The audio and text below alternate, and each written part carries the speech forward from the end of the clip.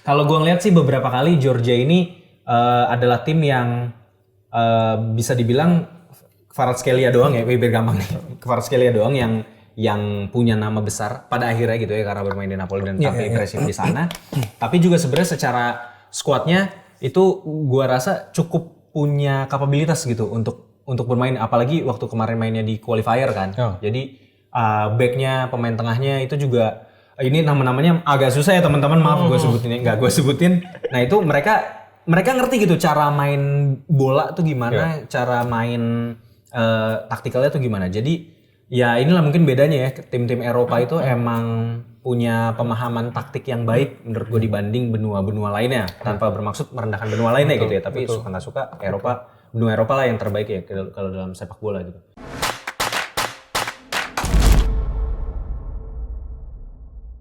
Halo Tibasi, welcome back to Pinball Opini Football, konten yang membahas sepak bola khususnya Serie A. Tapi kali ini kita tidak akan membahas Serie A dulu karena Serie A udah habis guys. Kali ini kita akan membahas line up squad timnas yang akan bertanding di Euro 2024.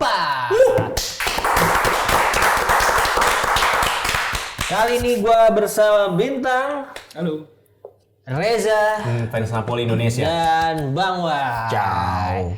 Nah, sebelum melanjutkan episode kali ini, gue mau mengingatkan kalian, kita ada link Saweria di bawah ya.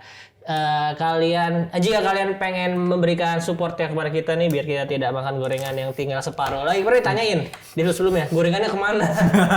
Udah habis kemarin kita. Nah inilah makanya support kita, terserah bentuk nominalnya berapapun bakal kita terima dan bakal kita bacain komennya di episode selanjutnya. Dan yang ini nggak ada ya? Nggak ada pembacaan di sini? Nggak ada, oke. Dan juga jangan lupa untuk subscribe, nyalain loncengnya biar kalian nggak ketinggalan tiap ada episode baru. Nah, sekali ini gue bakal bacain atau langsung aja nanti di layar kalian akan ada grup-grup dari peserta Euro musim ini ya. Tahun ini ya, ada 6 grup, masing-masing ada 4. Ada 4 grup. Yang paling neraka memang udah pernah kita bahas, itu ada grup B di mana ada Spanyol, Kroasia, Italia, sama Albania. Dan ya mungkin yang menarik ada di grup C juga karena Grup D juga. Iya, kalau di C ada Serbia lagi bagus ya, sebenarnya pemain-pemainnya bagus. Grup ada D juga Austria juga. Ya. Oh ya, ada Arnautovic. Serbia bagus. Iya, grup D juga. Austria. Oke, langsung aja mungkin pertama kita bahas mana dulu nih. Nah, ini ada squad dari timnya striker yang memenangkan MVP Serie A musim ini, yaitu adalah Serbia. ada siapa namanya? Dusan Vlahovic. Nah, ini skuadnya kalian bisa sambil lihat ada FMS ya, kiper Torino, terus yang lainnya gua nggak usah bacain. Terus pokoknya ada main Serie A doang yang bakal gua bacain. Mungkin Milenkovic, terus ada Gudel juga pernah main di Serie A kalau nggak salah Gudel. Terus ada Maximovic juga kayaknya pernah. Sasa Lukic ya, Torino. Torino sekarang udah di Fulham kalau nggak salah. Oh, Fulham, terus Ivan Ilic, Lazar Samardzic. Samardzic. Pemain yang musim ini sedang on fire bersama Indonesia.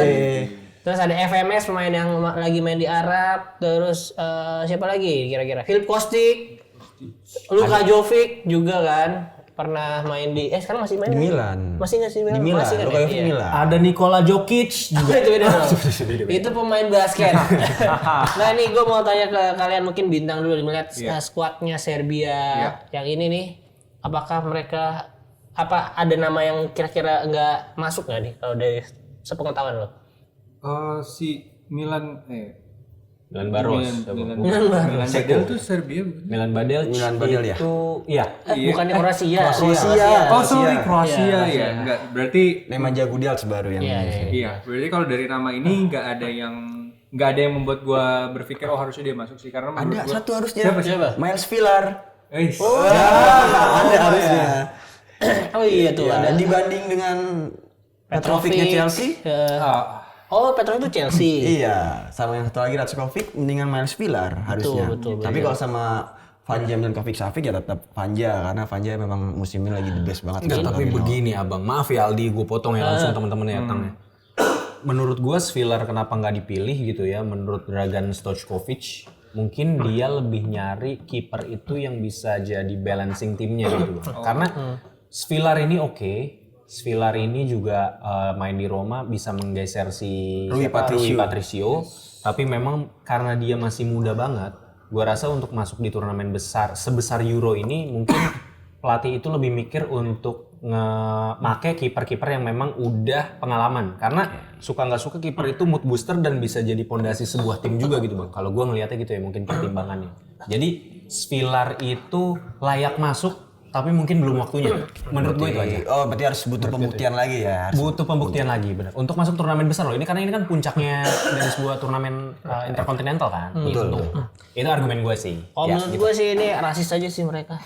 Ini yang lain pada fix semua, cuman Spiller doang. Kan sih ada Ratkov juga sih, Ratkov, Budel.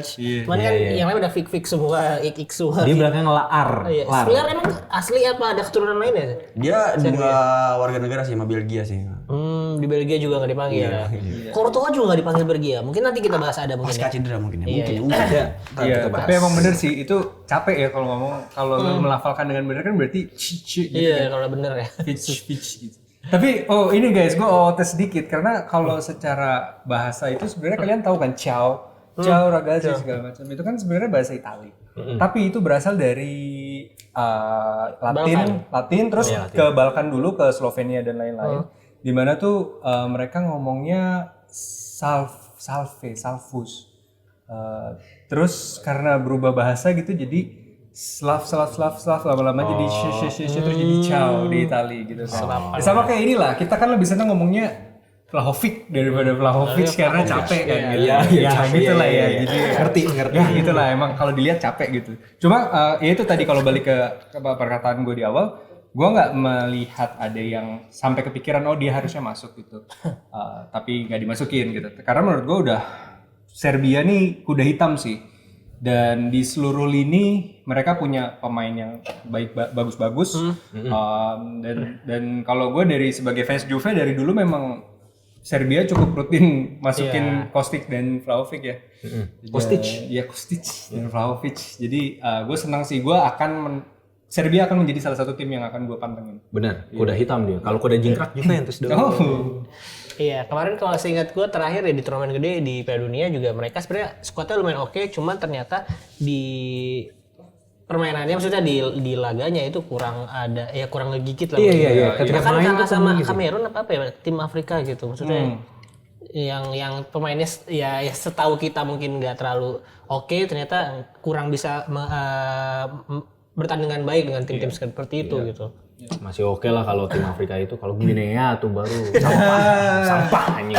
Mungkin gue penasaran melihat performa dari Sergei Milinkovic-Savic ya, karena di Arab. Setelah main di Arab, apakah dia Masya Allah mainnya masih seperti di Lazio atau apakah masih seperti di Lazio atau gimana, kita akan lihat lah. Oke. Next mungkin ada tim apa lagi? Ini dia tim yang debutan di Georgia. Di turnamen Euro ya. Euro. Ini tim yang pemainnya lagi jersey lu pakai ya, mungkin jersey. Tapi jersey ini belum ada waktu itu dia. Belum. Ya ada Georgia dengan salah satunya pemain hebatnya ada Kvaratskhelia, ada Giorgi Mamardashvili, Valencia, kiper Valencia. Ya, terus mungkin nama-nama lagi. Ya ini kan negaranya kakak Kalatse juga ya. Iya. Kalatse tidak sempat menyicipi turnamen sebesar ini. Benar. Nah, yang menarik adalah kemarin gue baca seorang kapten mereka, gue lupa namanya di sini mungkin nggak ada ya. Dia itu menolak untuk bermain di Euro 2024 ini. Gue nggak tahu alasannya, mungkin dia udah terlalu tua, mungkin kalau nggak salah baru 35 tahun gitu. Dia nggak mau dan memberikan untuk pemain yang lebih muda lah gitu, pemain muda gitu. Nah, tanggapan lu gimana aja? BTW lu tahu nggak kakak Kaladze itu sekarang menjadi Wakil presiden. Bukan, mayor. Mayor, Gubernur dari gubernur atau wali kota ya berarti. Pokoknya dari Tbilisi. Iya emang udah dia pensiun tuh nggak lama langsung ke politik dan Dan sama kayak coba aja tanggapan lu tentang tadi. Tentang yang tadi Kapten Georgia menolak. Gue sambil cari ini ya pemainnya. Gua belum tahu beritanya kenapa Kapten Georgia itu nolak untuk masuk skuad Euro. Tapi kalau emang alasannya untuk memberikan kesempatan pemain muda, rasa-rasanya kayaknya terlalu naif juga nih. Karena pemain bola mana yang nggak mau ngerasain turnamen besar kayak gini gitu kan. Paling nggak di sepanjang karirnya, buat apa dia main bola kalau ujung-ujungnya nggak bisa ngerasain turnamen-turnamen besar kayak gitu ya. Cuman gue rasa mungkin gue belok lagi ya sebelum lu mendapatkan beritanya. Ya gue ngelihat dari skuad Georgia ini beberapa kali gue ngelihat gitu ya. Kvicha Kvaratskhelia, ya itu cara nyebutnya gitu tuh. Gimana? Kvicha Kvaratskhelia. Oh ada Serius? Iya bener. Jadi waktu itu gue tahu dari ini, gue follow Instagramnya si Viago, gue lupa yang orang Jerman tuh. Dia ngobrol sama Kvaratskhelia. Kayak cara nyebut nama lu tuh gimana sih gitu. Kvicha Kvaratskhelia. Nah gitu. Nah kalau gue ngeliat sih beberapa kali Georgia ini adalah tim yang bisa dibilang Kvaratskhelia doang ya, biar gampang nih. Kvaratskhelia doang yang punya nama besar pada akhirnya gitu ya, karena bermain di Napoli dan tampil agresif di sana.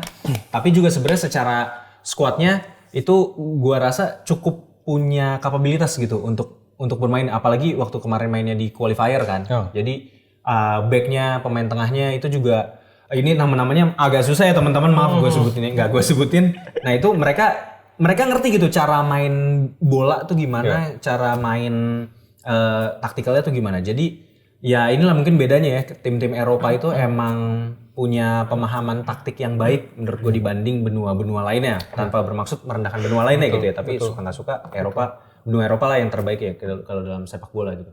Jadi gue ngelihatnya Georgia adalah salah satu tim kuda hitam juga gitu ya. Jadi kalau ada tim-tim yang gue rasa ngelihat Georgia ini sebagai lumbung poin, ya siap-siap dihabisin aja gitu. Bahkan bisa jadi Georgia ini bisa lolos ke babak selanjutnya dengan hasil yang mungkin lucu-lucu gitu loh, kayak seri-seri gitu. Jadi gue rasa patut diwaspadai sih. Tapi kalau emang realistisnya secara di atas kertas ya gue rasa Georgia bisa berpartisipasi di turnamen kayak Euro ini aja udah sebuah pencapaian lah gitu. Ya, mungkin untuk lolos ke babak 16 besar adalah target yang udah melampaui target lah, atau target minimal lah mungkin, sama kayak timnas Indonesia kemarin waktu di Piala Asia punya target untuk 16 besar aja kan, kalau nggak salah 8 besar akhirnya bonus semifinal ternyata bisa. Nah itu sih kalau menurut gue Georgia patut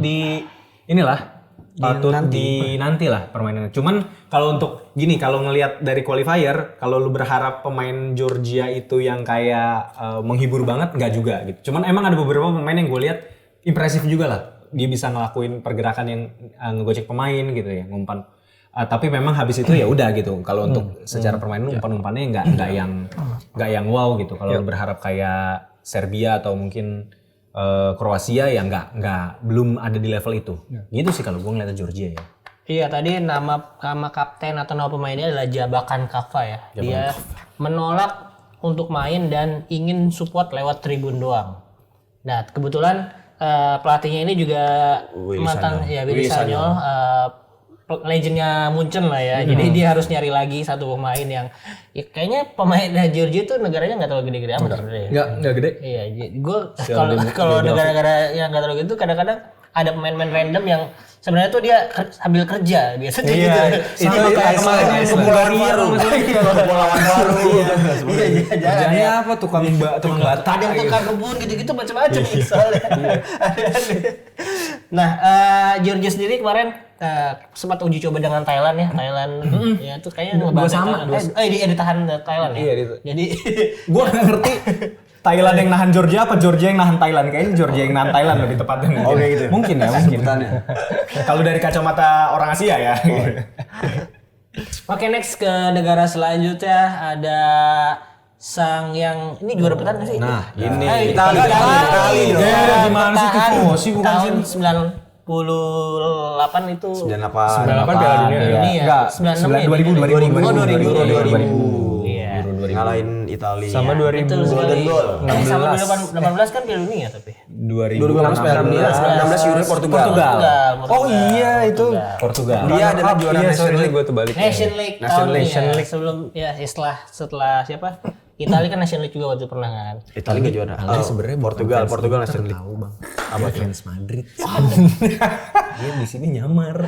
Nah ini ada pemain dua pemain Madrid, tiga bahkan ya di sini ada Mendy, Camavinga dan Tchouaméni ya di Prancis. Dan kalau di kiper justru ada kiper andalan Milan itu Maignan, terus defensif juga ada Pavard, Saliba, Upamecano, Theo Hernandez, Konate, Konde, terus untuk midfield sama striker digabung nih mereka jadi namanya ya. Karena yes, winger bisa dijadiin midfield atau dijadiin striker juga winger biasanya kan. Nah ini ya nama-nama yang sangat inilah ya, sangat mewah gitu. Mbappe, Griezmann, Giroud, Dembele, Kingsley Coman, Zaire Emery itu pemain wonderkid juga. Barcola juga, Emil Barcola. Barcola juga ya. Satu lagi ada Marcus Thuram ya. Marcus Thuram ini di tahun 2020 main di World Cup 18 kayaknya enggak deh waktu. Belum, baru kemarin. Belum ya. Jadi ini skuad yang sangat mewah sih menurut gua. Kalau menurut Bang Wai gimana? Iya, ini adalah kalau menurut gue ini skuad yang gue bilang di antara peserta-pesertanya ya gue ngeliat malah Prancis di segala lininya ini kedalamannya. Maksudnya lu menyesuaikan lawan lu siapa, lu tinggal milih pemain aja nih masangnya siapa nih, karena secara kualitas tuh nggak ada yang jomplang. Tapi yang gue pertanyakan tuh di sini ada yang seharusnya dipanggil tapi malah nggak kepanggil. Siapa tuh? Itu Axel Disasi. Oh itu Chelsea. Iya. Dia malah lebih memilih Jean Clauss yang dari Marseille ya. Iya. Ada performa impresif Jean Clauss di Iya, Liga Jesse lokal. Itu yang Marseille. menurut gua, kok akselisasi nggak dipanggil. Mungkin kalau karena kan Nkunku juga nggak dipanggil karena mungkin karena abis pasca cedera jadi makanya nggak dipanggil ya. Jadi ya itu aja sih gua paling kok nggak bisa dipanggil ya akselisasi ya. Padahal di sini dia bisa jadi sebagai opsi juga kalau Pavardnya sedang turun performanya. Nah ini ada satu nama yang menarik juga itu kembalinya Kante ya. Waktu itu sempat dia gua nggak tahu dia sempat bilang pensiun dari timnas atau enggak, cuman sempat tidak dipanggil oleh pelatihnya gitu. Dan ini menurut lu gimana Tang? Kembalinya Kante, ini padahal dia udah main di Arab gitu. Iya, mirip itu juga yang pengen gua sampein sih sebenarnya. Gua juga penasaran Kante nanti pas main kayak gimana. Karena kayak Sergej Milinkovic-Savic tadi kan mereka udah bermain di Arab. Dan kita tahu kualitas mereka tuh sebenarnya kalau misalnya dari kondisi primanya belum saatnya untuk nyari uang di Arab gitu kan. Dan itu yang membuat gue penasaran apakah keadaan primanya dan skillnya itu melekat di pemainnya nih. Jadi mau dia main dimanapun gitu sebenarnya tapi pas dipanggil ke kompetisi tertinggi dia tetap perform, atau kalau misalnya dia menurunkan standarnya dengan bermain di liga yang lebih kualitasnya di bawah dari Liga Eropa, dia juga akan ngikut dengan standar liga itu nih. Nah, gue penasaran pengen lihat itu. Artinya kita lihat penyesuaiannya mereka gimana nih kembali ke tim yang dengan kualitas kembali di kompetisi yang tertinggi. Ya ini ada satu pemain yang ya mungkin ini salah satu turnamen terakhirnya ya dia ya, ada Olivier Giroud. Pemain Milan, menurut lu apakah dia masih jadi andalan Prancis di lini depan nih? Kalau untuk jadi andalan gua rasa enggak lah ya. Kalau untuk jadi andalan ya, tapi mungkin keberadaannya dia di tim itu bisa ngebawa opsi. Maksudnya dia bisa jadi target man yang emang nge-hold bola gitu maksudnya, atau dia bisa ngasih gol-gol ajaib kayak yang waktu gue lupa Piala Dunia kemarin yang lawan Inggris. Ya. Yang lawan Inggris. Nah, dia bisa jadi pemain yang menjadi pembeda kayak gitu sih, yang bisa tiba-tiba ada di kotak penalti dan untuk memberikan gol dari umpan-umpan silang gitu ya. Tapi ya ini menarik juga sih, Giroud kan jadi pemain yang dengan gue lupa dengan dia pencetak gol terbanyak Prancis saat ini kan. Ya gue rasa ini adalah turnamen terakhirnya dia untuk dia say goodbye juga lah sama sepak bola internasional ya. Jadi kalau lu tanya layak atau enggak, layak Giroud ada di sana. Penampilannya juga walaupun mungkin kalau teman-teman notes Giroud itu sejelek-jeleknya dia, sebenarnya dia tuh selalu nyetak double digit loh dari zamannya dia di Montpellier, dia Arsenal, di Chelsea gitu, akhirnya terus ke Milan, dia masih nyetak double digit entah gol atau assist gitu. Jadi keberadaannya dia itu sebenarnya adalah salah satu ini loh, bener-bener bisa mempengaruhi gitu loh situasi di lapangan. Gitu sih. Cuman gue rasa Kolomuani bisa jadi opsi juga untuk yang ditaruh di depan, tergantung lawannya siapa. Kalau menurut gue, kalau emang lawannya punya pertahanan yang tinggi menjulang ya Giroud bisa jadi opsi. Kalau bukan tinggi menjulang sih ya, lebih ke apakah dia bermain low block gitu ya untuk main area. Nah itu Giroud bisa jadi opsi. Kalau mainnya high pressing, gue rasa Giroud bukan jadi opsi gitu. Jadi Kolomuani lebih layak lah. Walau gue beberapa kali nontonin dia ya emang gue awalnya nggak ngerti kan ini striker apaan gitu kan si Kolomuani, tapi oke lah gitu pergerakannya. Ya apalagi di sini kipernya tidak ada Emiliano Martinez, jadi Kolomuani bisa Iya, bisa mencetak gol. Itu Karena itu di nerf Kolomuani di nerf kalau lawan Martinez. Ya mungkin ada satu nama pemain andalan Inter itu Thuram ya. Ini mungkin Thuram kalau gue lihat dari pertandingan ketika melawan Jerman ya, Prancis Jerman itu banyak dikritisi karena ya pertampilannya memang buruk sih. Karena waktu itu menurut gue ya dia tidak belum bisa main sebagai striker tengah, di mana kan biasanya Prancis pakai itu ya, di kiri Mbappe, di kanannya mungkin Dembele, taruh tengahnya misalnya Giroud atau mereka pakai false nine dengan Griezmann gitu. Nah, kemarin kayak Thuram tuh tidak bisa menjalankan peran yang diinginkan oleh saya udah lupa. Deschamps. Nah, itu ya gua rasa sih Thuram kalau misalnya belum bisa jangan dipaksa dan mungkin mainin di posisi Dembele aja di kanan di mana dia udah terbiasa ketika dia di Mönchengladbach gitu. Itu sih menurut gua. Oke. Gua agak aneh sama si Konde masih masuk sih Di Barca ya. di Barca. Lucas Hernandez masuk malah. Iya. Lucas Hernandez malah nggak masuk. Iya, Lucas Hernandez nggak masuk ya. Yang masuk malah Ferland Mendy karena lagi bagus mainnya. Iya. Lucas Hernandez sekarang juga kalau nggak salah ya karena ya mungkin strategi Tuchel ya, maksudnya dia kan bisa main di tengah, cuman kayak di beberapa pertandingan tuh seperti coba di posisinya Theo justru di kiri gitu. Bisa-bisa aja sebenarnya. Cuman nggak se-eksplosif Theo. Tapi Lucas Hernandez di Prancis setahu gua kiri juga deh dia. Kiri. Iya, makanya. Oke, next ada ini mungkin ini juga pertandingan salah turnamen terakhirnya si God ini juga. Ada Portugal ya, ini ya siapa lagi kalau gua ada Cristiano Ronaldo, terus Bernardo Silva, Bruno Fernandes, Joao Felix, Rafael Leo, Gonzalo Ramos yang musim ini juga lagi bagus di PSG, Diogo Jota, Vitinha, Jual palinya. Oh palinya Fulham ya, lagi bagus juga. Neves, Otavio, Ruben Neves, dan kalau untuk kipernya ada kipernya Juve nih justru yang cadangannya justru di bawah nih. Pilar, ya walaupun Patricio di awal-awal jadi utama ya, kan kegeser Mas Pilar, tapi masih di bawah juga nih. Mungkin lebih jadi buat mentor kali ya. Buat Diogo Costanya. Diogo Costa lagi bagus ya. Bukan Diogo Costanya. Iya, terus untuk defensif ada Ruben Dias, Joao Cancelo, Pepe masih dipanggil juga, Nuno Mendes, Antonio Silva, ini main muda juga nih. Terus ada Pereira, Diego Dalot, Nelson Semedo. Oke, ini sih ya Portugal sih selalu jadi tim yang sebenarnya bukan kuda hitam dan bukan diunggulkan juga. Bukan diunggulkan juga, cuman ya ini maksudnya yang average tapi di atas average lah maksudnya tim yang bagus yang cukup mewah tapi nggak semewah Prancis. Kalau poin dari 1 sampai 10 berarti 8,5 kali lah ya. Iya. 7. Maksudnya 7 itu kan kayak nilai standar KKM gitu ya.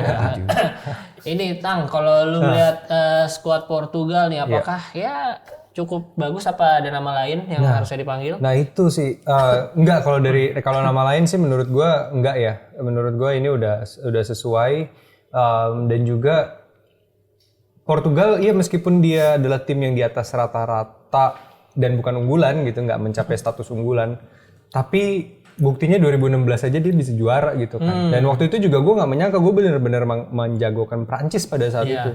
Dan yang paling notable menurut gue di tim Portugal ini, di lini depan dan juga di lini tengah attacking midfieldnya mereka tuh berlimpah banget pemain yang penuh dengan kreativitas.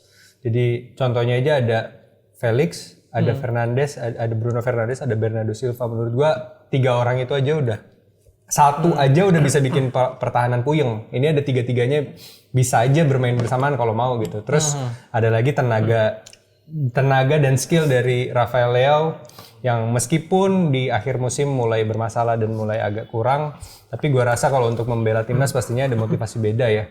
Dan kalau dari Cristiano Ronaldo, gue juga masih sempat nontonin pertandingan-pertandingan dia bersama Al Nassr dan to be fair memang kalau secara fisik kelihatan sudah berkurang, memang nggak seprima dulu, tapi kalau secara ketajaman mata untuk mencari gol dan juga dari tendangan-tendangannya sih masih sama seperti dulu ya. Jadi dan kehadiran dia di situ seorang kapten, seorang legend dan salah satu GOAT, gue rasa akan memberikan motivasi dan juga performa di lapangan. Nah ini kalau gue sih ada satu nama yang menarik ya, maksudnya lini tengah Portugal tuh biasanya bukan yang mewah, mewah sih sebenarnya, tapi bukan yang semuanya attacking lah, tidak terlalu memikirkan defensif gitu. Tapi ada satu namanya João Neves nih, ini ketika Inter lawan Benfica tuh dia main cukup bagus dan dia cukup berkarakter ya, dia setiap main baju dimasukin. Rapi dia. Iya dia rapi. Iya ini nama yang kayak menurut gua bakal bisa bersinar di turnamen kali ini nih. Posisinya dia apa? Dia defensif. Bukan defensif itu, cuma central midfield, kadang-kadang dipakai defensive midfield juga sih. Perannya sih ya untuk keseimbangan lini tengah gitu. Ya ini kalau gue melihat Portugal sih menurut gue juga banyak winger ya, di mana ya mirip-mirip seperti Milan lah ya. Menurut lu apakah jadi bentrok atau maksudnya bermasalah nggak nih karena Portugal sebagai tim yang pasti targetnya pasti juga ingin juara, apalagi ada Ronaldo di situ. Wah, kayaknya kalau lu bilang ada Ronaldo di situ terus lu targetnya juara, bukan sekarang deh eranya. Ini gini, gua bakal ngasih tanggapan target Ronaldo pasti layout, gitu. Ya, target Ronaldo. Tapi gini loh, dari Ronaldo main di MU, oke lah, Ronaldo nggak dapat support yang semestinya di MU. Banyak posisi dia yang udah kosong, malah nggak dipassing bola sama si Rashford brengsek, gitu kan, si Bruno ribet gitu ya. Walaupun gue setuju juga sama fans MU bahwa Bruno Fernandes ini ya punya passion lebih lah untuk ngebela MU gitu ya, dan emang dia mainnya bagus. Cuman ketika ada Ronaldo kayak nggak ngerti gue, kayak males-malesan aja gitu. Nah justru yang gue takutin dari keberadaan Ronaldo adalah dia masih ngerasa dirinya ini superstar gitu. Oh iya. Nah gue rasa dia harus belajar jadi Lightning McQueen. Dia itu harus mulai bisa memberikan dia harus udah mulai ridho kayak emang udah eranya dia berakhir, dan dia harus bergerak menjadi seorang mentor gitu, kebayang gak sih? Jadi ya udah lu kasih kepercayaan dan lu jadi inilah tuh Uri Handayani gitu, lu di belakang memberikan motivasi gitu. Nah kalau soal Rafael Leao gini, gua rasa pemanfaatan Rafael Leao ini untuk dia jadi tukang ngacak-ngacak di sisi kiri ya, untuk cutting ke kanan itu masih sangat potensial banget. Tapi gimana gue lupa nama pelatihnya Portugal tuh. Roberto Martinez. Oh, udah Roberto Martinez ya? Martinez. Bukan si ini lagi ya? Fernando Santos. Ya? Nah ini gue juga baru ngeh nih. Berarti kalau taktiknya Roberto Martinez 3-4-3. harusnya dia 3-4-3. dapat tempat banget bang. Karena kalau misalnya tadi masih Fernando Santos itu benar-benar ini sih. Dia benar-benar pragmatis orangnya. Ya. Jadi nggak ada tuh permainan-permainan yang bakal kayak lu terbuka atau ada free flow-nya. Nah, Roberto Martinez Fernando Santos 4-4-2 dia pakemnya. Iya, gua harap dia bisa manfaatin Leao, karena emang Leao ini juga layak diberikan kepercayaan lah gitu. Asal dikeplakin juga sama Ronaldo atau Ruben Neves gitu ya, yang bisa lebih galakin lah gitu. Karena ini orang kayak kadang-kadang kalau nggak ada diingetin suka ngelunjak gitu. Nyikil nggak jelas gitu. Ngambek, tai. Tapi menurut lo Leo bakal jadi pemeran utama atau ekstras doang nih di skuad Portugal kali ini? Dia bakal jadi dapat tempat sih, Di. Menurut gue dia bakal tempat di sisi kiri tuh. Ini dia ganti-gantian sama Jota juga sih. Tergantung. Karena banyak winger kan. Tergantung gimana dia bisa bermain di satu kali kesempatan yang dia dikasih kesempatan. Gue rasa kalau dia masuk sebagai substitution itu mungkin banget bang. Nah itu momennya dia tuh untuk dia bisa membuktikan diri gitu ke Roberto Martinez bahwa dia layak gitu. Tambahan sih paling ke Leo kemarin tuh dia kan masuk jadi pemain starter itu karena Diogo Jotanya kan cedera tuh di Liverpool. Jadi Leo membuktikan tuh di Roberto Martinez. Bener deh. Dia ngasih assist, dia ngasih pergerakan, dia ngasih gol juga. Ya jadi kan menarik nih, Diogo Jota sekarang udah sembuh. Yang ditambah lagi ada beberapa tambahan pemain muda seperti Conceição, anaknya dari legenda Sergio Conceição. Dan yang di sini tuh yang menarik tuh Portugal tuh satu-satunya tim yang dikualifikasi tuh poin sempurna 30 poin. Jadi itu juga Inggris juga deh kayaknya. Inggris tidak. Inggris terakhir kalah apa? Inggris ada draw-nya. Inggris draw. Jadi yang paling sempurna itu adalah Portugal dengan 30 poin karena grupnya dia ada 6 tim di kualifikasi. Dan dari nama-nama ini ya gue ini bener ya, dari dulu tuh Portugal itu kan lebih condong dari pemain tengah ke depannya yang bagus-bagus. Ya, regenerasinya bagusnya dari gelandang sampai ini, tapi nggak ada yang bertipikal defensif. Kalau dulu masih ada nama Costinya, masih ada Maniche. Ya, masih ada Paulo Bento, masih ada yang defensif. Tapi kalau sekarang praktis cuma ada Ruben Neves. Itu pun juga Ruben Neves sudah main di Liga Arab. Ya kan, ya balik lagi seperti yang dibilang Bintang tadi, apakah bisa kembali ke top perform di kompetisi tertinggi patut ditunggu juga. Apalagi sebenarnya gue ada satu orang sih yang menurut gue dulu tuh gue berharapnya tuh dia tuh bakal jadi penyerang masa depan Portugal, tapi ternyata performnya turun. Itu Gonçalo Guedes. Oh ya, Gonçalo Guedes. Itu gue berharapnya dia bakal jadi the next, ya mungkin ya minimal the next Nuno Gomes atau bisa jadi Pedro Pauletanya yang baru. Ternyata seiring berjalannya waktu dia bermainnya cukup underperform sampai akhirnya tidak masuk skuad, malah justru mengambil pemain-pemain muda ya. Yang Portugal kali ini ya. Apalagi Vitinha musim ini juga bermain cukup bagus bersama Paris Saint-Germain. Dan yang menarik adalah kembalinya Nelson Semedo. Iya, dia udah pindah dari Barcelona ya, dapat tempat lagi di Wolverhampton, masih main banyak, ya panggil lagi dia akhirnya. Tapi yang gue sayangin dari Portugal ini cuma satu, faktor pelatihnya. Gini loh. Ada apa dengan Roberto Martinez? Begini, Roberto Martinez bagus ya. Dia pernah membawa Wigan juara Piala FA. Iya lagi ya. Lawan City. Ya, di Everton pun dia pun ya dibilang jelek enggak, dibilang bagus ya enggak juga. Iya. Di Everton. Iya. Oke ya. Tetapi dia tuh ketika megang Belgia, di generasi Mas Belgia, beberapa periode itu nggak menghasilkan apa-apa.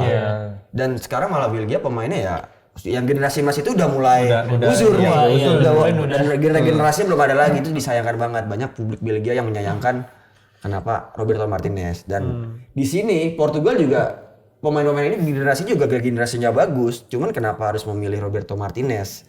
Seperti itu. Maksudnya Mourinho.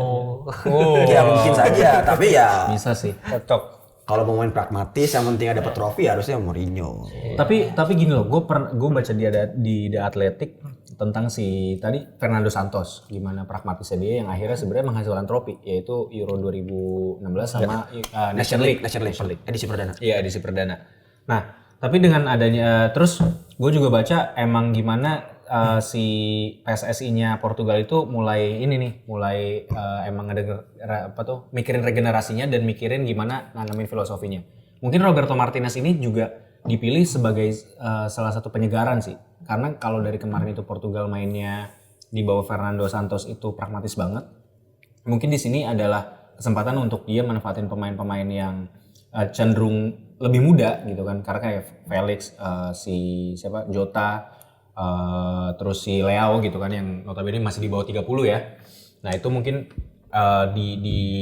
dipilih dia untuk ya udah membawa permainan yang berbeda aja sih untuk Portugal ya. Gua rasa itu. Jadi new is not always good, tapi ya ketika lu melakukan hal yang baru biasanya kan ada opportunity yang terjadi kan ya. Gua rasa itu yang lagi dicoba oleh si PSSI-nya Portugal nih. Terlepas jadi hasilnya pasti nantinya akan dievaluasi setelah turnamen ini. Tapi ya inilah mungkin untuk jadi efek penyegaran aja. Kalau gue ngeliatnya gitu sih bang. Memang Roberto Martinez arguably ya bukan pelatih yang menghasilkan sesuatu juga sih, enggak juga. Tapi ya bisa kita lihat lah sepak terjangnya nanti di Euro ini yang gue rasa ya berat juga sih buat dia. Gitu untuk kalau untuk juara lah ya. Mungkin dari gue terakhir mungkin untuk masalah Portugal bukan semoga sih. Menurut gue harusnya Portugal tidak Ronaldo sentris, dalam arti bukan berharap digendong Ronaldo, tapi jangan pola permainannya itu mengarah semuanya ke Ronaldo gitu. Iya, gue setuju. Maksudnya ya Ronaldo mungkin ya main hebat segala macam, tapi ya mungkin udah seperti yang lu bilang tadi di awal, bukan saatnya lagi. Dan kalau kita lihat dari potensi pemain Portugal ya semuanya bisa gitu. Untuk seenggaknya ya nggak di dalam bayang-bayang Ronaldo terus gitu. Iya. Gue berharap yang lebih dimainin malah si Gonzalo Ramos dibanding si Ronaldo atau taruh Diogo Jota di striker tengah. Kalau gue ngeliatnya lebih kayak gitu bang. Jadi ya udah sekalian aja gitu, sekalian Tipikal voucher banget tuh. Tipikal voucher banget, benar. Mainin Ronaldo kalau emang lu butuh pembeda gitu. Butuh pembeda di permainannya ya dia. Maksudnya bukan berarti dia harus decisive enggak gitu. Tapi dia adalah salah satu opsi striker aja, sama kayak MU era Ferguson, lu punya Berbatov, lu punya Cicarito, lu punya Wayne Rooney gitu. Jadi karakternya beda nih. Nah gitu maksud gua, lebih ke arah sana. Ya emang dari finishnya sih masih bagus kalau Ronaldo dari finish, tapi kalau dari segi yang lainnya bener. Tapi kan lu bisa mainin pola yang berbeda kan. Kalau ada dia tuh enaknya gimana nih gitu. Lebih ke arah sana sih. Oke. Paling gue nambahin fakta ini aja, fun fact aja. Apa tuh? Bruno Fernandes itu tahun lalu pemain elit di Eropa dengan jumlah menit bermain paling banyak. Jadi 6.666 angkanya gini apa? Iya benar lagi 6.666 menit. Dan dia waktu di interview ditanya, kenapa kok lu bisa long lasting, nggak cedera dan sehat itu gitu. Terus dia bilang, ya gue dari kecil emang suka main bola dan gue tiap kali udah temen-temen capek, gue malah ngerasa masih kurang. itu musim kapan? Tahun lalu. Sama Cristante banyak kan mana? Kalah Cristante. Oh, kalah harusnya Karena jumlah liga yang diikuti, tahun lalu masuk final ya. Iya. Tapi MU tuh ada kan di Ada Carling Cup. ada itu sih ya karena ada itu Pialanya di Inggris lebih banyak. Dan dia pas ditanya kayak gitu kan dia juga bilang, dan mentalitas itu masih gue bawa sampai sekarang, gue merasa kurang main malah dia bilang kayak gitu. Gue masih main. Oh dan satu lagi pelafalan Joao itu caranya bukan Joao. Agak ribet agak Spanyol, Portugal tuh Joao. Joao. Oke. Bukan Joao ya. Bukan Joao, bukan Joao ya. Oke. Oh iya kayak ada Joao Mario, lupa gua main andalan Inter tuh Joao Mario. Atau Sanchez juga nggak ada kan. Itu mau dia. Renato Sanchez. Oke, next kita langsung ke sang tuan rumah, yaitu ada Jerman yang Nggak ada Bang Bara nih padahal dia Jerman banget katanya. Iya. tim jagoannya Bang Bara yang cukup unik cara merilis jersinya ya. Kemarin tuh dia. Timnas Jerman sekarang ribet. Kebanyakan gimmick. Ini untuk kiper ini di bawah 4 ya. Ini udah yang fix belum sih? Ini lumayan banyak kalau untuk kiper bawah 4 ya di satu turnamen. Ada New Year baca gimana tuh? Kayaknya bukan New Year. Nggak tahu tapi gue kalau Jerman gue nggak tahu. Nggak tahu gue juga. Gue dengar kalau denger Neuer. Neuer sih kayaknya. Kalau dengar di komentator ya. Enggak, tapi Ter Stegen. Ter Stegen, Baumann. Untuk back ada Joshua Kimmich, Slotterbeck, Rudiger, Coach David Raum, Jonathan Tah, terus Henrik, Anton, Mittelstadt, itu baca susah. Dan nah ini juga sebenarnya menarik, ya tapi sayang sekali tidak ada nama Marco Reus ya di mana harusnya jadi betul. turnamen terakhir juga bersama Kroos ya. Kroos ya baca ya kalau Kroos ini ya dia udah menyatakan pensiun di sepak bola klub ya. Dan ini mungkin juga terakhir bagi dia di turnamen sepak bola internasional.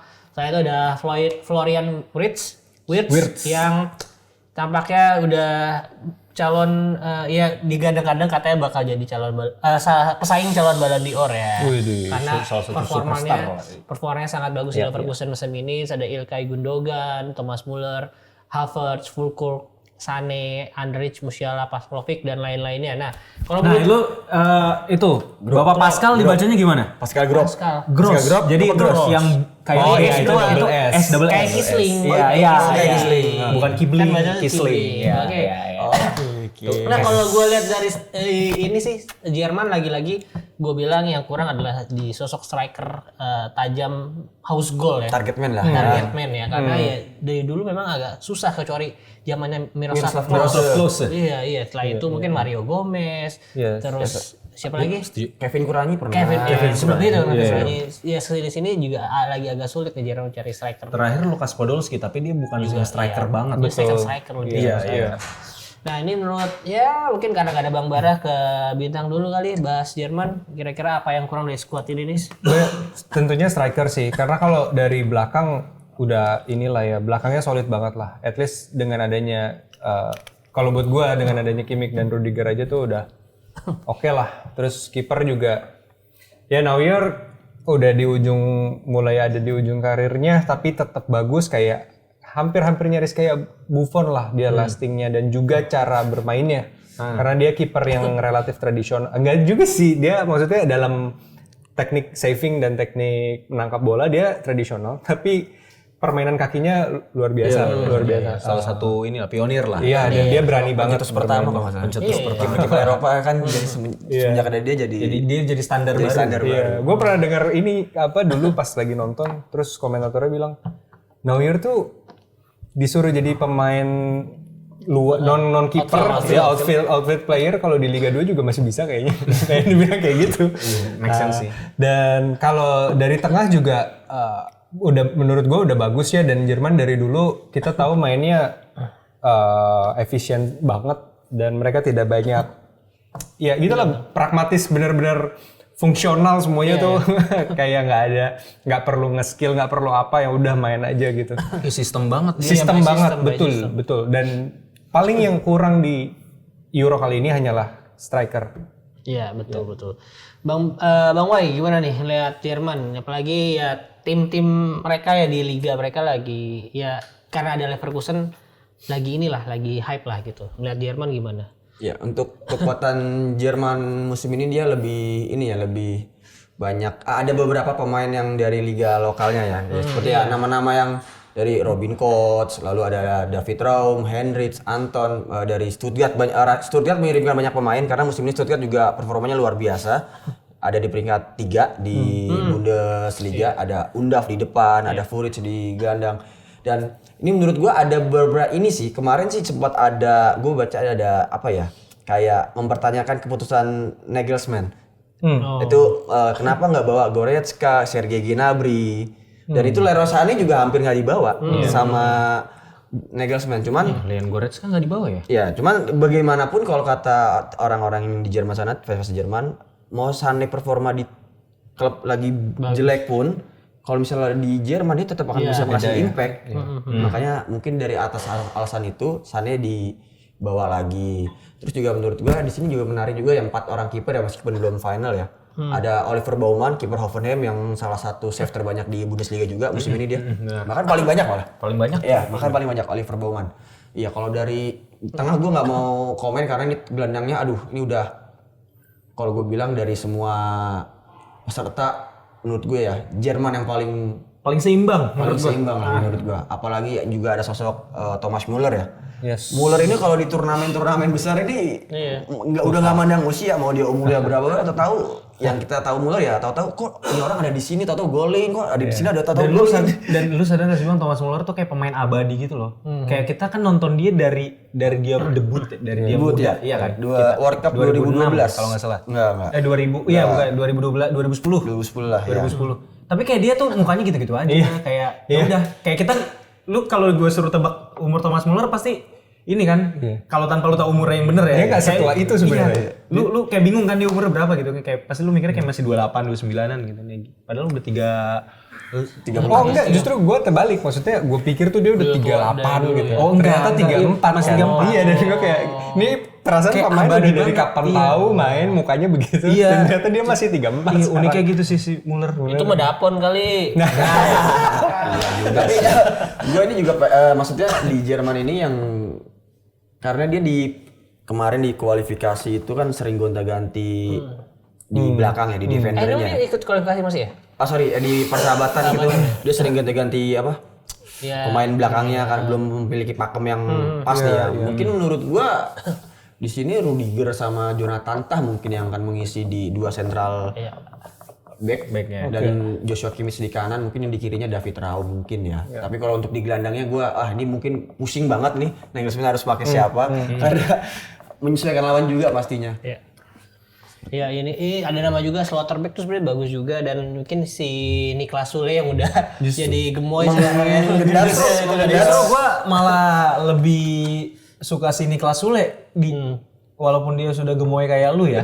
Karena maksud gue dia sebenarnya membawa keseimbangan dan punya leadership sih. Dan dibanding si Slotterbeck kalau menurut gue ya. Jadi ya tapi gue yakin si ketika pemilihan pemain juga memang mementingkan keseimbangan tim juga ya. Niklas Sule sama Leon Goretzka yang gue sayangkan gak dibawa. Betul. Nah ini sebenarnya ya pasti Jerman apalagi main di kandang gitu, apalagi ada Kroos yang mungkin bakal jadi turnamen terakhir mereka, pasti akan sangat mengincar gelar juara, apalagi di turnamen besar sebelumnya di Piala Dunia mereka sangat gagal bisa dibilang ya. Betul. Dua edisi. Dua edisi itu. Tidak melangkah jauh lah gitu. Oke, next mungkin ada apa lagi? Tapi ngomong-ngomong Jerman dikit ya, gue nggak menjagokan. Padahal gue tuh suka Jerman loh. Maksudnya gue timnas tuh suka Jerman kalau di turnamen besar. Cuman gue nggak menjagokan dia karena ribet dari kemarin tuh kebanyakan gimmick. Terus aduh kayak udah kepecah aja konsentrasi orang-orang. Kayak pemilihan pemain aja kemarin kan ada gini. Iya, campaign yang ya Pemain tua nggak mau dibawa, pemain tua nggak mau dibawa kan Kayak gitu. udah kayaknya PSSI-nya juga ini udah dikritisi terus. Nah, ini ada Belgium yang sang golden generation-nya udah mulai menua, udah uzur ya, udah lewat masanya mungkin. Ini foto ini Kevin De Bruyne gemoy banget. Udah segitu sekarang. Segitu.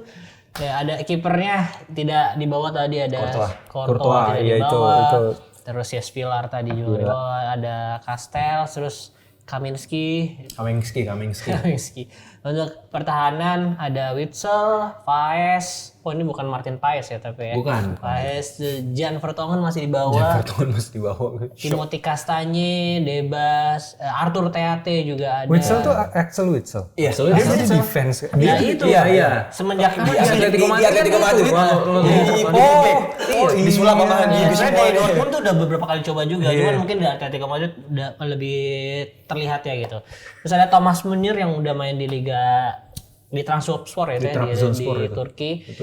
Oke, terus untuk di midfield sama kedepannya ya pasti ada De Bruyne, terus ada Jeremy Doku yang lagi bagus juga di musim ini, Luis Openda, Lukaku, ini Carrasco-nya, Yannick Carrasco bukan sih?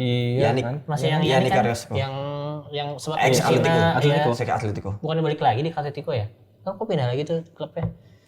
Terus ada Bakayoko, terus ada Onananya beda nih, ini yang main tengah. Iya, bukan Onana kiper ya. Nah, terus ada CDK, Trossard, terus ada Francu, bahasanya gimana? Francu ini main Milan bukan sih? Iya. Tapi kok dia midfield sih bukannya dia back sih? Kan di iniin. Di loan. Iya, maksudnya bukannya back dia. Gue kira back si Francu itu. Itu midfield ya? Iya. Udah dijual apa masih dijualnya? Gue lupa deh si Francis itu kayaknya masih dipinjemin deh. Iya, berarti ini kan. Tapi correct me if I wrong ya teman-teman ya. Seingat gue sih dipinjemin. Iya, berarti kalau dia masuk ke timnas berarti performanya bagus kan di klubnya harusnya. Tapi ternyata di Milan tidak dipakai. Bagus. Oke, nah ini kalau dari Bang Woy melihat skuad Belgium nih, gimana menurut lo Bang?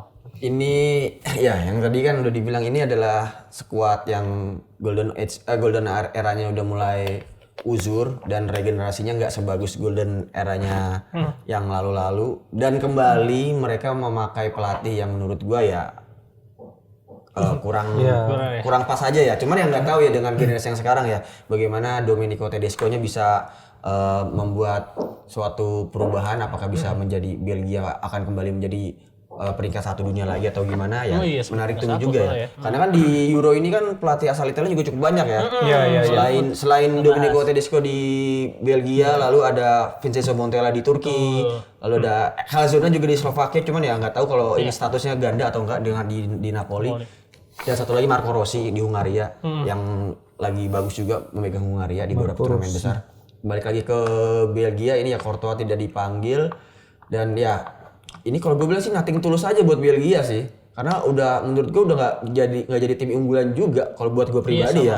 Cuman nggak tahu kalau buat teman-teman pinball di rumah nggak tahu juga gimana. Cuman ya dari back saja ya paling menurut gue ya Witsel sama Vertonghen tuh, si Aki masih main lagi aja sih Vertonghen.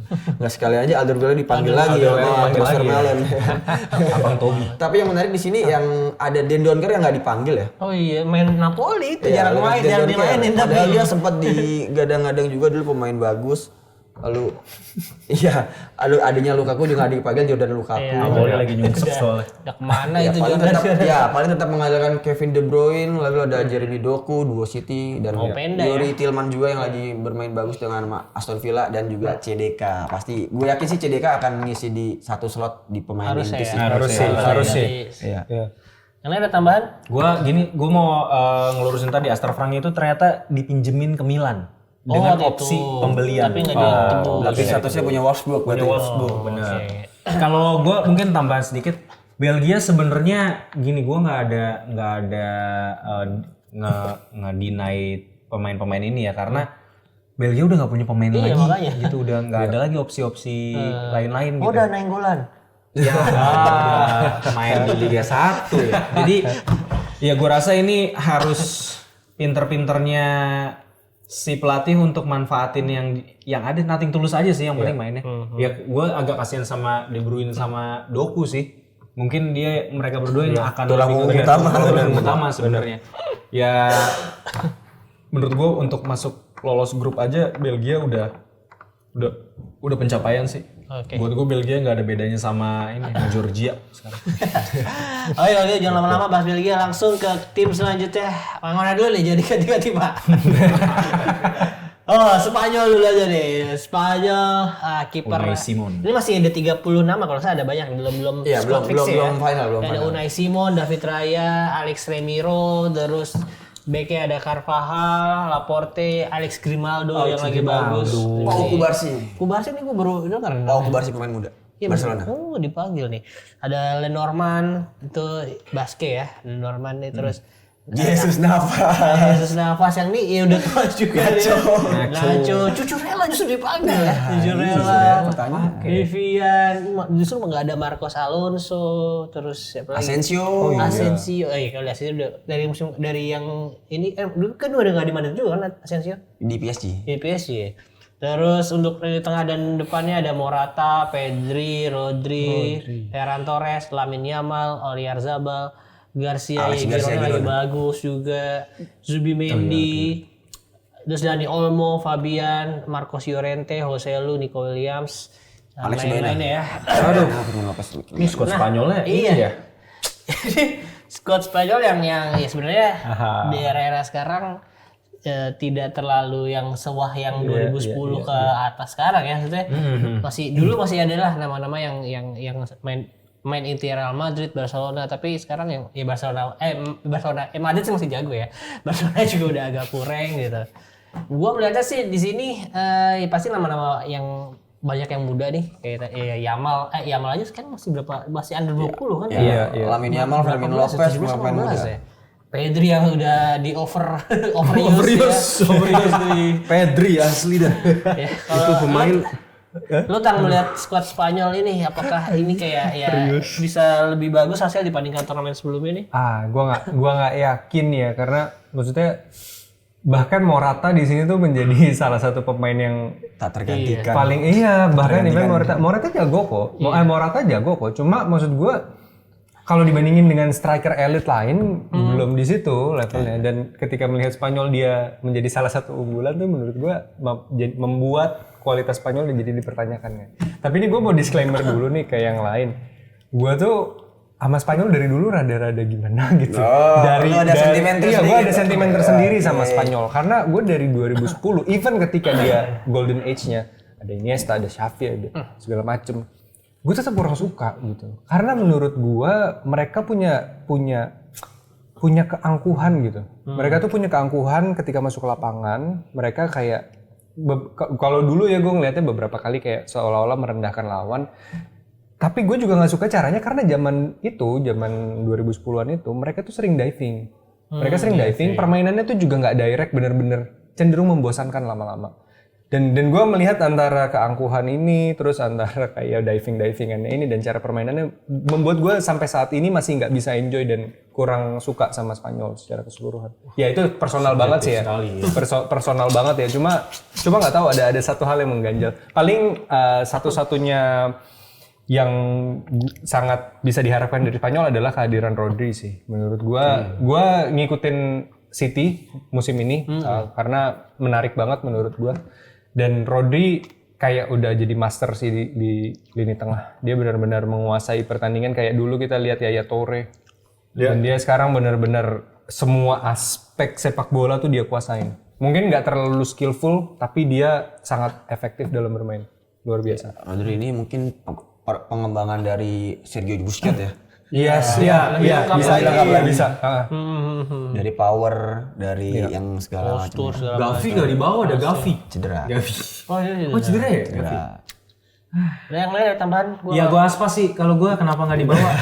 Iago Aspas. Oke, Iago Aspas sih. lu boleh hina-hina gue ya, tapi kita butuh pemain senior di sebuah tim gitu. Iago Aspas adalah salah satu pemain yang menurut gue mungkin kalau untuk di lapangan bukan yang menjadi pembeda utama gitu ya, tapi dia bisa jadi opsi dan ya bisa membawa bisa menjadi penggantinya Morata karena kan Morata suka angin-anginan kan. Kan udah ada Jose Lu sekarang. Enggak, gue masih Uzur Pak. Sama Uzur juga. iya gue harus juga, tapi gue lebih, aduh gimana ya Jose Lu kagak ada ini di Spanyol, kagak ada siapa Ancelotti, nggak bisa dia main gacor kayaknya nih. Iya gue Aspas kalau menurut gue. Tapi kalau menurut gue nih ya, kalau menurut gue ini Spanyol tuh, ini menurut gue pribadi ya, ini dia sedang membangun dinasti pemain baru dari generasi ini. Karena dari transisi banget.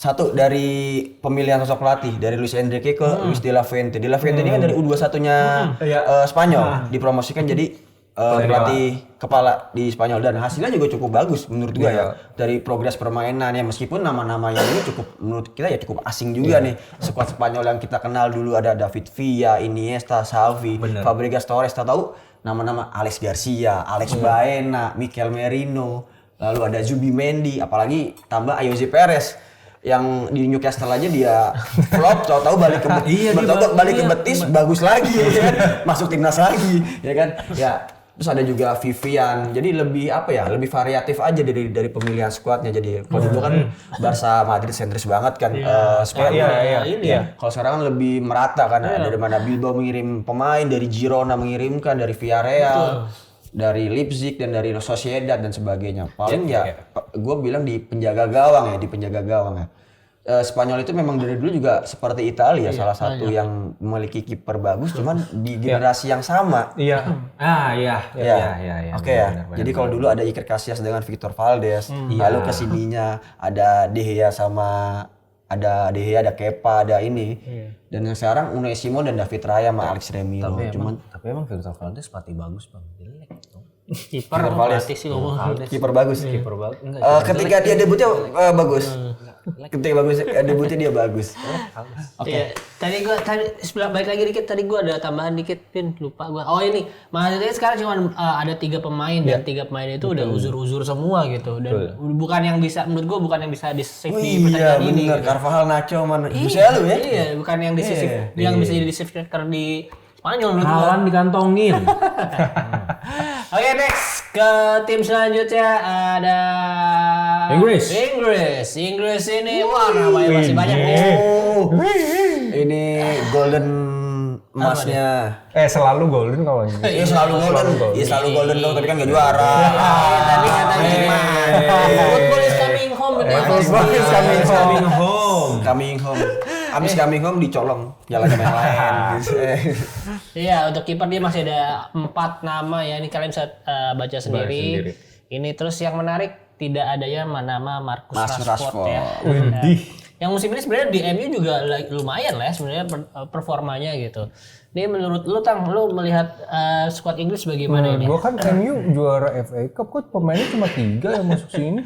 Harry Maguire, Kobe Mainoo, pemain muda tapi ya. Nah, kalau menurut gua ini sih sebenarnya ya Inggris dari dulu selalu dijadikan unggulan, selalu dibilang football is coming home, dan karena banyak banget fans dari Premier League, jadi kayak ya wajar lah antusiasmenya kayak gitu untuk timnas Inggris. Cuma yang pengen gue highlight sebenarnya di antara semua nama ini, di antara kehebatan Jude Bellingham dan Harry Kane di timnya masing-masing, sebenarnya Phil Foden tuh benar-benar krusial sih. Gue nggak tahu di timnas nanti akan seperti apa. Cuma Phil Foden ini kalau gue lihat pergerakannya, karena nggak tahu kenapa di YouTube gue tiba-tiba nongol pertandingan Phil Foden waktu dia masih 17 tahun atau 16 tahun. Dan itu benar-benar mendominasi pertandingan. Kayak udah kelihatan memang orang jenius sepak bola gitu. Dan gua nggak akan heran kalau Phil Foden nantinya kalau dia berhasil mempertahankan kondisi fisik dan juga performanya, dia akan menjadi salah satu next GOAT-nya gitu loh.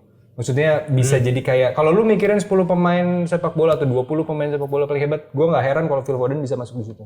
Karena dia betul-betul bagus banget. Paling itu sih yang bisa gua ngomongin tentang Inggris. Lu aja ada tambahan apa aja tentang Inggris? Paling tambahan gue adalah Phil Foden tapi namanya kurang ini Tang. Kurang Kayak catchy. kurang catchy. Bayang kan lo? David Beckham. Oh iya. Iya kan? Frank Lampard. Iya. Catchy kan? Ronaldinho. Phil Foden. Kayak Gimana kurang. gitu ya? Enggak ya, tapi itu ini ya teman-teman sedikit. Inggris ya. Inggris tuh banyak banget pemain-pemainnya kan. Dan liganya juga salah satu liga yang paling bagus lah di dunia. Kok secara kompetitif ya, suka nggak suka gitu. Secara komersil juga. Cuman kalau is it coming home, gua rasa Inggris kayaknya bakalan kesandung ketika ketemu tim-tim yang besar juga sih mungkin. Kalau ketemu Itali, kalau ketemu Jerman gitu. Jerman masih bisa. Gua Itali. Tapi nggak tahu ya, gue ngelihat Inggris tuh kayak punya something wrong ketika dia harus menjalani pertandingan yang decisive gitu. Kayak waktu lawan Prancis, kurang nyerang apa Inggris waktu itu kan. Tapi ya udah kalah 2-1 kan, masuk final makanya Prancis kan. Nah tapi waktu itu belum ada si Jude Bellingham ini gitu kan. Nah gue ngelihat pertandingan Jude Bellingham waktu Inggris lawan Itali gitu ya, itu bener-bener emang nih pemain gue nggak bisa ngedefinisiin si Jude Bellingham kan. Gue pernah ngomong itu ya waktu kemarin kita tag kan. Jadi kalau dia dibilang yang jago gocek banget, nggak juga. Gitu. Kebayang kan lo maksudnya nggak juga gitu. Kalau dia yang punya shoot power kenceng atau shoot yang sangat terarah kayak Harry Kane gitu, nggak juga gitu. Kalau dia punya speed, nggak juga gitu. Jadi tapi ini pemain kayak kalau lu pada ngikutin Blue Lock kayak si Yoichi Isagi, udah dia bisa ngebaca permainan dengan baik gitu. Nah, gue rasa Jude Bellingham di usianya yang masih muda ini, dan gue rasa dia punya, sejauh ini gue ngeliat dia punya mentalitas yang tepat, dia yang bisa jadi faktor pembeda sih untuk make it coming home. Jadi harapan gue pribadi gitu ke Jude Bellingham besar, tapi gue gak percaya sama pemain-pemain lainnya sih, Bang Moy. Kalau dari lu gimana? Sorry, mungkin gue nambahin dikit ya. Itu mungkin problem Inggris dari dulu adalah menyatukan ego masing-masing pemain nih. Ya kan? Karena mereka benar-benar main di tim besar, fansnya banyak, dan timnya tuh tim Premier League lagi kan, yang benar-benar egonya tuh gede-gede banget masing-masing tim. Dan mereka di musim itu udah pasti sikut-sikutan ya kan, ketika mereka lagi kompetisi Premier League. Sikut-sikutan, banyak juga yang mungkin selek karena dikasarin atau apa, dan mereka bergabung nih dalam satu tim. Dan bener kalau mungkin Jude Bellingham yang bisa nyatuin itu semua karena karena dia lain sendiri gitu. Gue main di Madrid kok. Masuk Liga Champions final, lu ngapain? Tim lu ngapain? Iya, lu di bawah gua semua gitu. Ya kalau menurut gue ini ya, mau generasi emas apapun di tahun ini, mau siapapun pelatih yang megang Inggris tahun ini, gua pastikan Inggris tidak akan juara di turnamen besar di 2-3 tahun terakhir, di 2-3 tahun ke depan ini. Kenapa? Coba kenapa? Oke, sekarang gini. Lu bayangin ya, dari dulu tuh Inggris pasti memiliki pemain hebat di posisi yang sama. Iya. Contoh Kalau dulu ada Steven Gerrard sama Gerrard Lam. Oke. Sekarang ini banyak, ada Bukayo Saka, Cole Palmer. Ada Phil Foden, Jude Bellingham. Ada Madison, ada Anthony Gordon yang baru, atau bisa Jack Grealish. Ada juga nama baru Ebre Eze. Itu lu bayangin. Dan minusnya Inggris itu ketika di pertahanan di dua center back. Karena setelah era Ferdinand, John Terry, Sol Campbell itu Inggris tuh gue bilang nggak punya back tengah yang ini ya, walaupun Harry Maguire. Ya walaupun Harry Maguire mainnya bagus. Kalau di timnas bagus. Di MU kan enggak, karena ya menurut gua tandem. Lebih ke tandem ya. Mungkin kalau dia dapat tandem yang pas ya bagus, karena di Inggris dia juga nggak tergantikan nih sama John Stones nih. Maupun Maguire di MU lagi bapuk lagi gimana, dikata-katain blunder, tetap aja jadi inti di timnas Inggris seperti Southgate. Dan dia kagak goyah loh Bang. Itu yang gue salut sama Harry Maguire, itu mentalitinya luar biasa itu orang. Salah satu pemain bagus ya. Ini panutan soal itu panutan itu. Dan lagi-lagi gue juga gimana ya? Lu Inggris ini kan dari dulu pemainnya bagus-bagus semuanya ya. Ya kan? Lu unggulan di mana-mana, tapi lu turnamen-turnamen besar tuh apalagi kalau udah ketemu Itali. Turnamen besar ya. Ya walaupun lu kemarin di kualifikasi Euro back to back yang lain Italia ya. Cuma kalau di turnamen besar lu ketemu Italia, aduh jangan harap deh lu menang. Ih, gokil sih. Iya, kebukti dong. Kalau turnamen besar emang Inggris tuh bagusnya cuma di qualifier biasanya gitu. Benar. Terbukti kemarin final lu main di Wembley di depan publik lu. Lu kalah. Ada penalti. Ntar ngamuk-ngamuk lagi nih fans Inggris. Enggak, gue mau ngasih saran aja sih. Lu datang ratusan ribu supporter di dalam dan di luar. Lu kan mau ngeliatnya Inggris ngangkat piala di rumahnya sendiri. Coming home. Tapi lu malah ngeliat Itali. Itu penghinaan banget. Itu makanya gue mau ngasih saran sih, kalian nih para pendukung Inggris, nggak usah bikin poster coming home dulu sebelum menang. Ya. Kecuali selama perjalanan menuju finalnya lu nggak ketemu Itali. Udah doa lu cuma itu aja. Iya. Sebelum lu football coming home, yang penting jangan ketemu Itali, kasih hashtag baru. Asal jangan ketemu Itali gitu aja. Oke, itulah Inggris, tim yang ya kata Bang White tidak akan menjuarai turnamen besar dalam beberapa musim ke depan ya, 2 tahun ke depan. Ini gue mungkin akan sekilas saja bahas tim lainnya, negara lain. Mungkin akan langsung gue tampilkan aja di sini. Denmark yang menarik adalah baliknya nama Christian Eriksen, di mana di pagelaran sebelumnya 2020 dia kolaps. Ini salut sih gue, menurut gue sih dia bisa melewati masa itu dengan sangat sulit ya. Iya. Pastinya masa sulit dengan baik banget. Iya, maksudnya ya ketika itu masih main Inter dan dia harus bukan putus kontrak sih, maksudnya mutual agreement ya, maksudnya karena Liga Italia tidak bisa membiarkan pemain menggunakan alat. Berarti sampai sekarang masih pakai alat ya? Kayaknya gua enggak tahu sih sekarang, tapi kayaknya ketika di awal-awal dia main di MU, sebelum MU mana? Sheffield lagi. Spurs. Brentford. Sudah di MU. Iya. Football Cream sebelumnya. Terus ke MU segala macam. Ya dia udah menunjukkan kembali kapasitasnya ya, maksudnya di MU lagi babu-babu kalah itu juga bisa jadi pemain yang reliable gitu untuk MU. Ya, dan gue senengnya ketika kejadian dia kolaps itu kayak ya itu olahraga menyatukan berbagai kalangan gitu ya, karena orang-orang benar-benar support Eriksen, semua kayak solidaritas untuk ngasih berkabung sebentar atau apa. Dan juga bahkan ketika dia pulang ke Denmark, ketika dia nggak bisa bermain ya baru recovery, tim di kampung dia tuh kayak di sana gitu mengizinkan dia untuk ikut latihan. Iya betul untuk balikin lagi touch segala macam ya. Dan ada nama Jair juga main Milan yang mungkin juga turnamen terakhir ya, karena Kier. Iya, Kier itu udah tua juga. Ada yang aneh tapi nih squadnya nih. Apa? Kok bisa lu Christensen masuk? Bagus Christiansen loh. Lu kan yang punya pemain lagi aja, aduh. Ya, siapa lagi deh? Christiansen tapi secara performa dia individu dan tim ya oke lah gitu maksudnya. Dia bisa ngebawa ide taktikal gitu loh maksud gua dan kesadaran bermainnya gitu. Jadi pemain cadangan di sini. Oke, next. Ini mungkin ya, semoga Eriksen ya aman-aman aja di turnamen. Amin. Gue ingat banget tuh lagi COVID kan waktu itu. Nonton gue lagi di Wisma Atlet itu, gue lagi dirawat kena COVID itu. Gue ingat banget itu. Oke, next ada Turki yang pelatihnya tadi ada Vincenzo Montella yang sebenarnya di kualifikasi juga cukup bagus.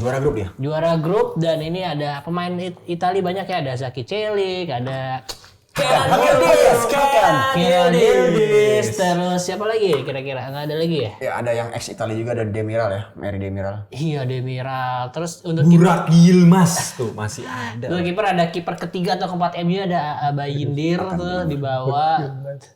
Jadi ini timnya sih menurut gua kan karena di qualifier cukup bagus, menurut gue juga bakal bisa bicara banyak nih di turnamen kali ini.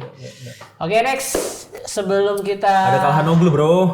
Oh iya, karena pede gua. Iya, nih. Turki. Sebelum kita bahas Italia ini, mungkin teman-teman yang nonton di YouTube udah nanya-nanya di kolom komentar tuh baju Bang Aldi keren banget, beli di mana? Ini saatnya gue kasih tahu teman-teman.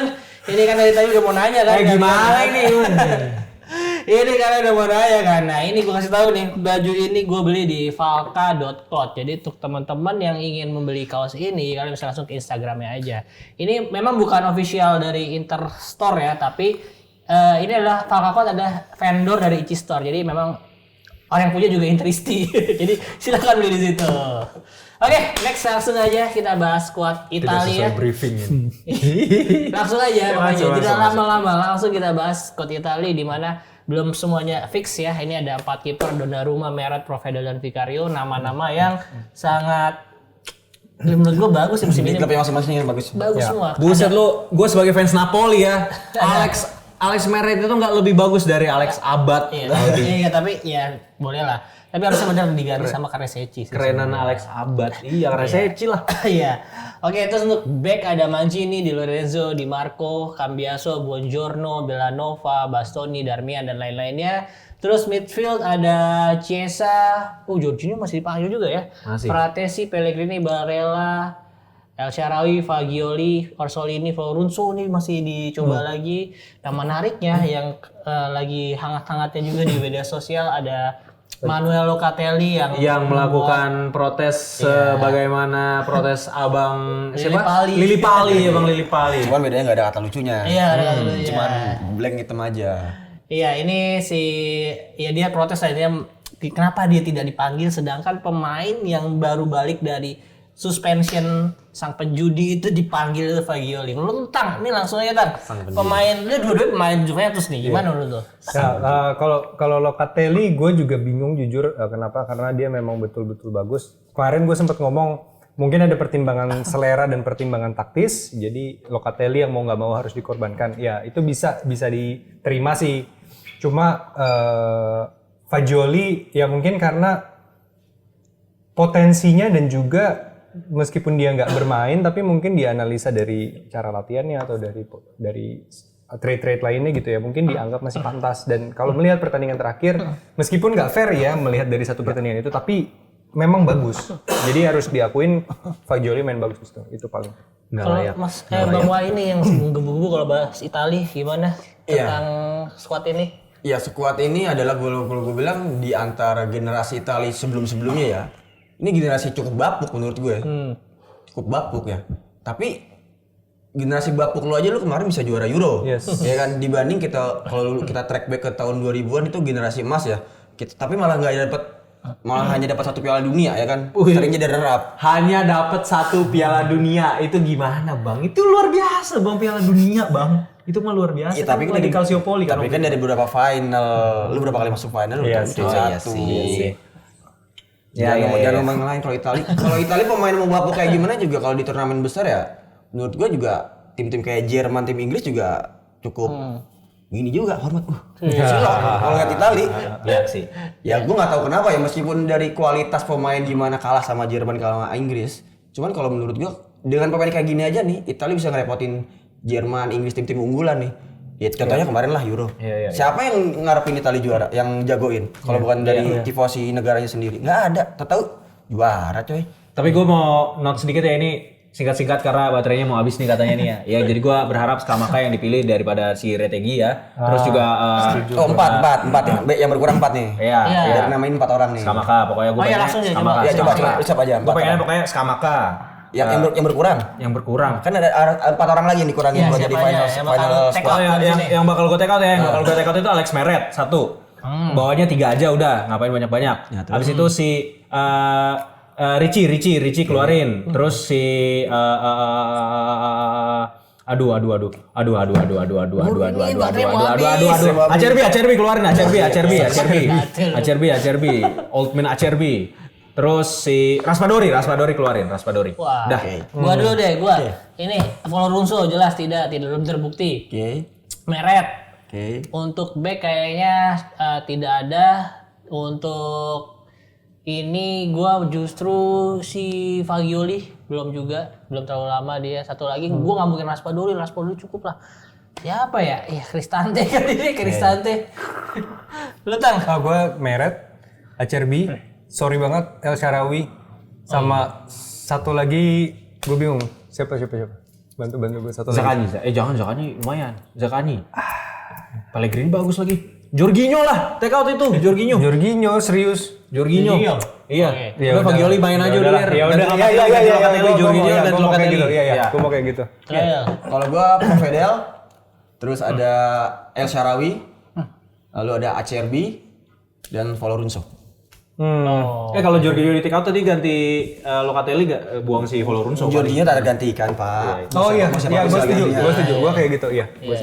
Iya sebenarnya lu sekali-kali ngeluarin Acerbi. Ini Acerbi di Marco. Old man Acerbi. Darmian di Marco itu adalah kunci Inter bisa kebobolan hanya sedikit doang. Ya udah Acerbi keluar udah ada Scalvini, udah ada Scalvini, Pak. Cuman ini gue terakhir ini ada sebuah cocok logi ya di mana ketika musim 2020 si Italia juara Euro, di situ Inter Scudetto, Atalanta menang di Anfield, Juve ketemu Atalanta di final Coppa, Tuchel ketemu Real Madrid di semifinal UCL, dan akhirnya Italia juara. Ya, Italia juara. Juara lagi berarti. Dan musim ini kejadian sama, semuanya terjadi, Atalanta ngalahin juga Liverpool. Di Anfield. Semuanya terjadi. Apakah bisa mengulang kemenangan atau juara di Jerman? Kita lihat nanti. Jadi karena ini benar-benar sudah berebut semua orang-orang. Ini langsung aja kita akhiri episode kali ini ya. Jadi thank you untuk Tifosi yang sudah menonton episode kali ini. Silahkan tulis komentar kalian kira-kira bakal sejauh mana Italia bisa melangkah, apakah bisa juara lagi, atau komentar tentang tim-tim lainnya juga boleh. Jangan lupa subscribe dan nyalain lonceng biar gak ketinggalan tiap ada episode lainnya.